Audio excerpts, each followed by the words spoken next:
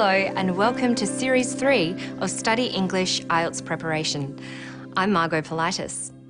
In this series, we'll look at some of the criteria for the assessment of the IELTS test and some of the skills you'll need to practice for the test.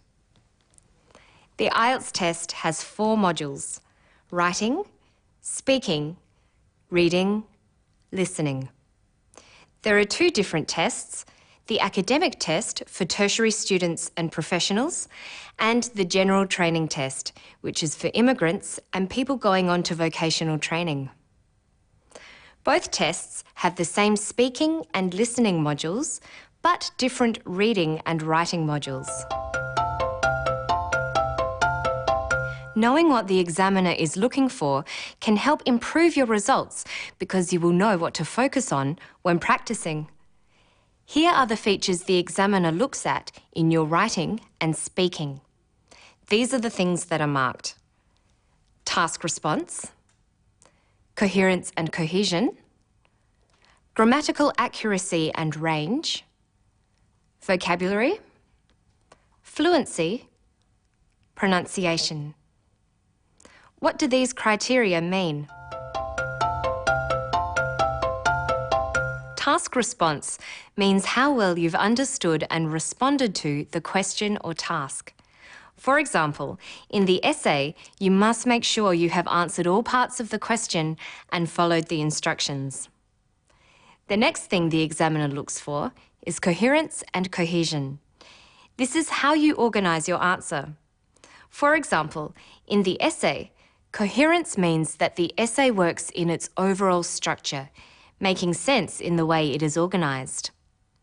Cohesion means that the essay flows well from one part to the next. Another feature being assessed is grammatical range and accuracy. When assessing grammatical range, the examiner is looking at the variety of sentence types you are able to use. You can't rely on just using simple sentences and structures. Grammatical accuracy simply refers to the number of errors in your language. That includes things such as punctuation. The final feature assessed for writing is vocabulary. The examiner looks at the accuracy of your spelling and the range of words you use to cover a topic. You need to use the correct word forms and demonstrate that you can use them appropriately. You should also be aware of when to use formal or informal language. The essay needs to be formal, but you can use less formal language in the speaking test. The speaking test is designed for you to show how well you can express yourself on a general topic. It tests your vocabulary, the accuracy of your language, and your ability to use a range of sentence forms. It also tests your coherence by looking at how you organise and link your ideas while speaking. Vocabulary, coherence, and grammatical range and accuracy are criteria that also apply to the speaking test. The remaining 2 criteria are only for the speaking test: fluency and pronunciation. Your ability to speak without hesitating or pausing too often shows how fluent you are. Fluency is the ability to speak smoothly and easily. Now we'll look at the last criterion for speaking: pronunciation. How easily you can be understood is what pronunciation is about. Aim to pronounce words correctly and use appropriate stress and intonation. And your voice needs to be strong and clear. Pronunciation is speaking clearly and at a natural pace.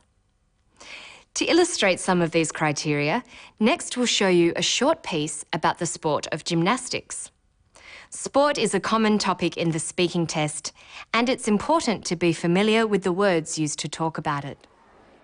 I do gymnastics at the Australian Institute of Sports. I was about 5 when I started, and I started just fun gym. My mum was a coach, so I got into it from that. We train about 36 hours a week, which is pretty tough, but it's worth it in the end. We don't have a lot of school. We do usually 3.5 hours of school in between our training. We have our main coach, who is the head coach for the AIS. He coaches my group for bars, floor and vault, but we have another coach for beam. Notice she says, I do gymnastics. Different verbs are used for different sports. You say that you play football or play basketball, but do gymnastics. And you go fishing. Some sports and activities have their own verbs. You don't say, I do swimming. You say, I swim. Now listen to how she uses the words train and coach. My mum was a coach, so I got into it from that. We train about 36 hours a week, which is pretty tough, but it's worth it in the end. We don't have a lot of school. We do usually 3.5 hours of school in between our training.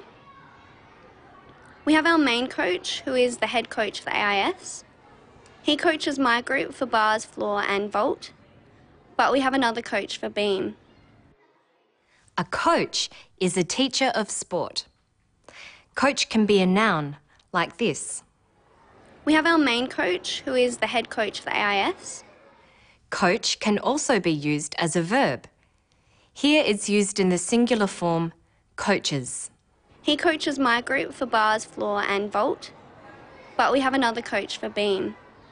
She uses the word for practicing a sport, train. We train about 36 hours a week, which is pretty tough, but it's worth it in the end. The ing form, training, can be used as a noun. We don't have a lot of school. We do usually 3.5 hours of school in between our training. And a coach can also be called a trainer.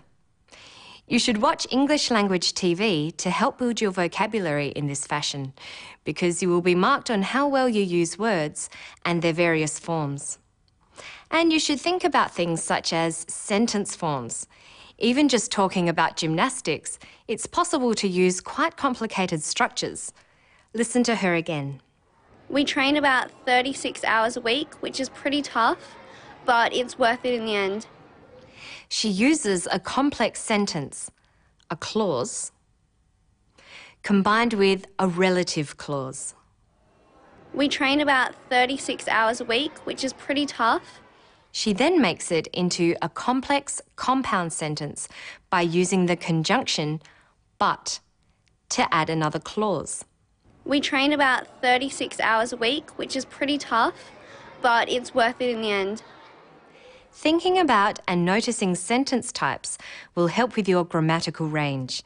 Listening to the way people talk for an extended period will help prepare you for the speaking test, where you will be required to talk about a topic for 2 minutes. So let's recap. These are the things the markers are looking for. Task response, your ability to answer the question and correctly respond to instructions. Coherence and cohesion, how well you organise your language. Grammatical range and accuracy, the range of grammatical structures you use and how accurately you use them. Vocabulary, how well you use words and their forms.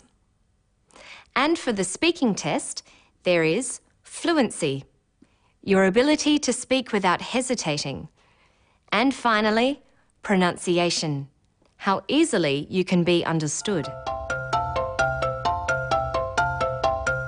In the coming episodes, we will look at these criteria in more detail and explore ways of meeting them.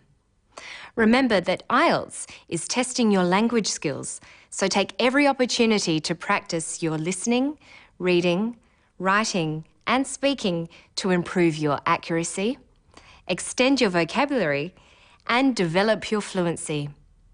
You will be building your confidence as well. That's all for now. To find more information about assessment and band scores, visit our Study English website. Good luck with your studies.